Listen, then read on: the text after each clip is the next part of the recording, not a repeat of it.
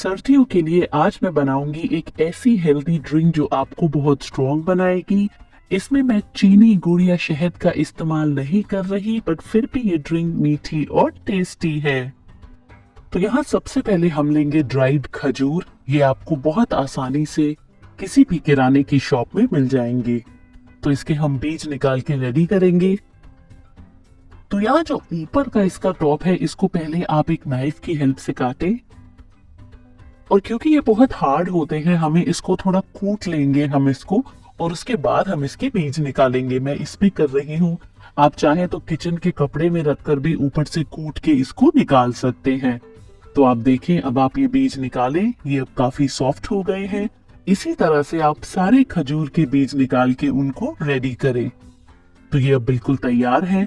अगर मैं आपको दिखाऊं, अगर आप इसको थोड़ा तोड़ेंगे भी तो ये थोड़े सॉफ्ट हो गए हैं, तो ग्राइंड करने में इसमें बहुत आसानी होगी। तो इस रेसिपी का पहला इंग्रेडिएंट हमारा तैयार है। अब यहाँ मैं रोस्ट करूंगी मखानास को। मखानास को हम ड्राई रोस्ट करेंगे। आप कभी भी इसे घी में नहीं करें, वरना ये बहुत सारा घी पी लेते हैं। तो आप 4 से 5 मिनट तक इसे मीडियम हीट पे ड्राई रोस्ट करें, जब तक ये क्रिस्पी हो जाए। तो आप देखिए, ये अब बिल्कुल हो गए हैं। इसको चेक करने के लिए आप एक मखाना को अपने हाथ में लें और इसको इस तरह से क्रश करें, तो इसका चूरा बन जाएगा।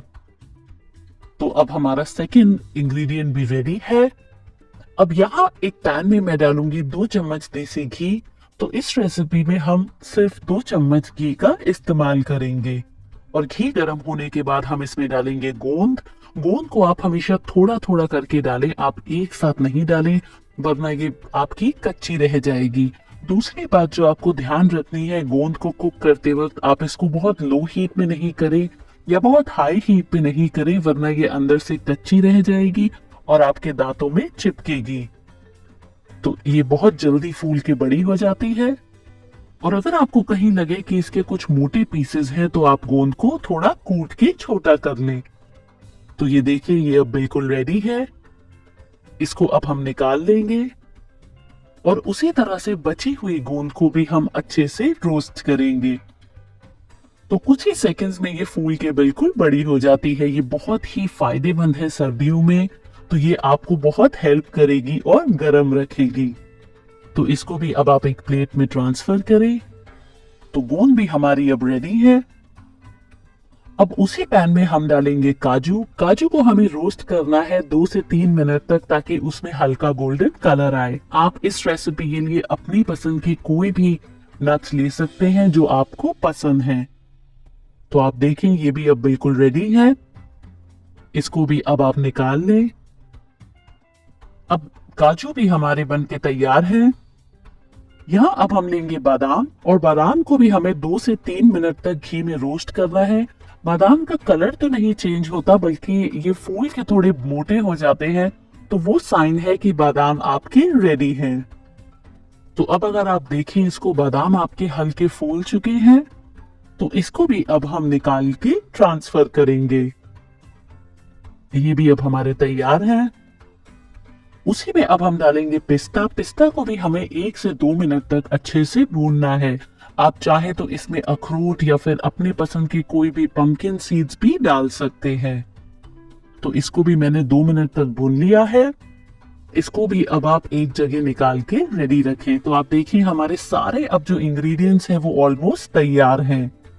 तो यहाँ अब मैं आपको एक टिप दूंगी खजूर को पीसने के लिए। सबसे पहले आप मिक्सर ग्राइंडर में डालें थोड़ा सा मखाना, और उसके अंदर हम डालेंगे थोड़े खजूर। आप दोनों चीजों को थोड़ा थोड़ा करके डालें। अगर आप सिर्फ खजूर को एक साथ पीसेंगे तो वो आपके पिसेंगे नहीं, क्योंकि वो बहुत ही हार्ड होते हैं।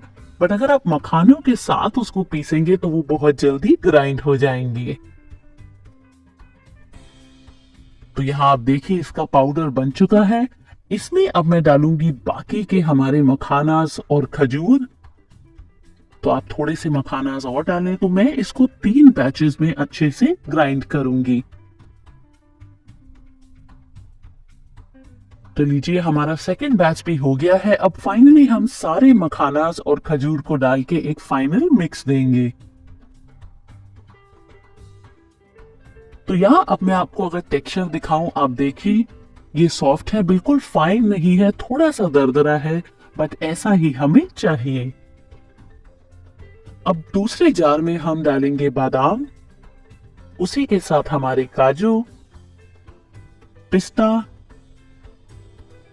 गोंद, और इन सबको हम ग्राइंड करेंगे कुछ सेकंड्स के लिए। आप इसको ओवर ग्राइंड नहीं करें, क्योंकि जो नट्स हैं, हमारे बादाम है, काजू हैं, वो अपना ऑयल रिलीज कर देंगे। तो आप देखें यहाँ हमने इसको अच्छे से ग्राइंड कर लिया है। अगर मैं आपको इसका टेक्सचर दिखाऊं, ये भी अब सॉफ्ट हो गया है। ये क्योंकि हमने इसमें गोंद डाली थी इसलिए ये थोड़ा स्टिकी है, बट इसको जब मैं बाकी के मिक्सचर के साथ मिलाऊंगी ये बिल्कुल ठीक हो जाएगा। तो यहाँ हम ट्रांसफर करेंगे हमारे खजूर और मखाने का मिक्सचर। आप इस रेसिपी को कौन सी सिटी या कंट्री से देख रहे हैं मुझे लिखकर जरूर बताएं। उसी के साथ हम इसमें डालेंगे हमारे सारे नट्स का मिक्सचर। इसको अब आप अच्छे से मिक्स करें। आप चाहे तो इसमें अपने हाथ का इस्तेमाल भी कर सकते हैं। उसमें अगर आपको कहीं पे लम्स दिख रहे हैं वो इजीली आपके हाथ से ब्रेक हो जाएंगे। तो यहाँ देखें, ये जो हमारा विंटर का, सर्दियों का जो बहुत ही मजेदार शुगर फ्री, बिल्कुल भी बिना चीनी या गुड़ के जो मिक्सचर है ये तैयार है। इसका दूध बनाना अब मैं आपको सिखाऊंगी। तो एक पैन में आप ले 2 कप दूध, और दूध को हम अच्छे से बॉईल करेंगे। तो ये बहुत ही हेल्दी ड्रिंक है, आप इसको बिल्कुल गिल्ट फ्री एंजॉय कर सकते हैं सर्दियों में सुबह या शाम।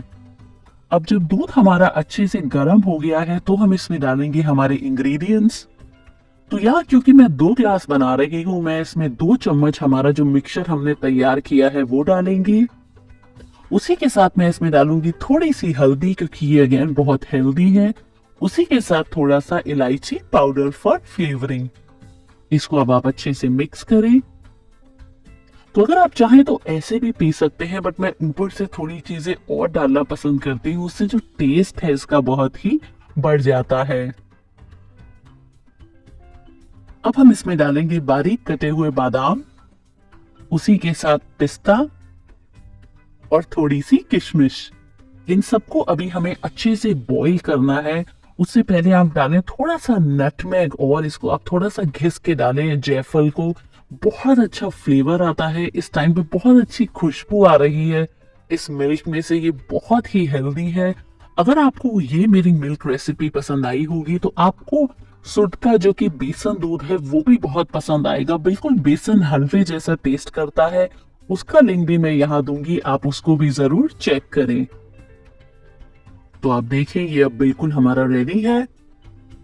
इसको अब आप ग्लास में सर्व करें गरम गरम और एंजॉय करें इन विंटर्स में। अगर आपको आज की रेसिपी पसंद आई है, मेरे चैनल को जरूर